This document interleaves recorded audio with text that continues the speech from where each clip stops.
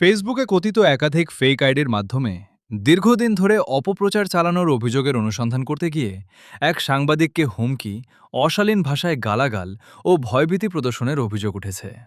ঘটনাটি নিয়ে রাজধানীর মতিঝিল থানায় লিখিত অভিযোগ দায়ের করেছেন দৈনিক মুখপাত্রের বিশেষ প্রতিনিধি ও জাতীয় সাংবাদিক সংস্থার ঢাকা মহানগর কমিটির তথ্য প্রযুক্তি বিষয়ক সম্পাদক শারজিদ আহমেদ অপু।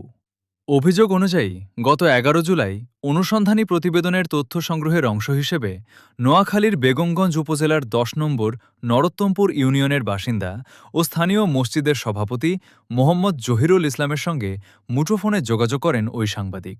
অনুসন্ধানের বিষয় ছিল দৈনিক সরেজমিন বার্তার রিপোর্টার আজিম মিয়াকে ঘিরে পরিচালিত কথিত দুটি ফেসবুক ফেক আইডির কার্যক্রম ও এর নেপথ্যের ব্যক্তিদের পরিচয়। অভিযোগে বলা হয়েছে, সংশ্লিষ্ট ফেক আইডিগুলোর বিরুদ্ধে এর আগেও থানা ও সাইবার অপরাধ সংশ্লিষ্ট কর্তৃপক্ষের কাছে অভিযোগ দায়ের করা হয়।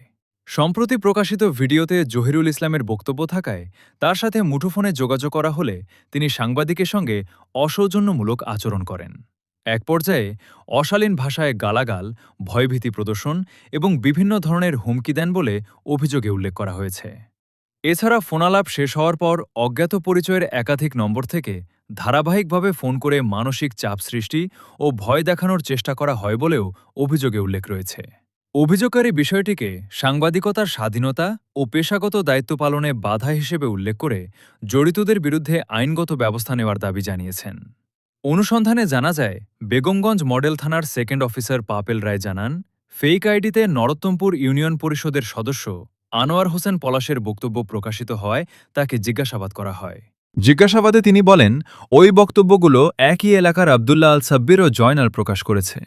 এদিকে স্থানীয় মসজিদের সভাপতি জহিরুল ইসলাম এবং ইউপি সদস্য আনোয়ার হোসেন পলাশের সঙ্গে পৃথকভাবে যোগাযোগ করলে তারাও দাবি করেন কথিত ফেক আইডিগুলো আবদুল্লাহ আল সাব্বির ও জয়নালের নেতৃত্বে পরিচালিত হচ্ছে। অনুসন্ধানে আরও জানা যায়, এর আগে আবদুল্লাহ আল সাব্বিরকে অবৈধ ওয়াকিটকি বিক্রির অভিযোগে র্যাব ও বিটিআরসির যৌথ অভিযানে রাজধানী থেকে গ্রেপ্তার করা হয়েছিল। অভিযোগকারী শারজিদ আহমেদ অপু ঘটনার নিরপেক্ষ তদন্ত, প্রকৃত দোষীদের শনাক্ত করে আইনের আওতায় আনা এবং অনুসন্ধানী সাংবাদিকদের নিরাপত্তা নিশ্চিত করতে সংশ্লিষ্ট কর্তৃপক্ষের কার্যকর পদক্ষেপ কামনা করেন। অভিযোগের বিষয়ে জানতে অভিযুক্ত আবদুল্লাহ আল সাব্বিরের মুঠোফোনে একাধিকবার ফোন করলেও তিনি ফোন রিসিভ করেননি। তবে জয়নাল আবেদিনের সাথে কথা বললে তিনি এ বিষয়ে কথা বলতে রাজি হননি।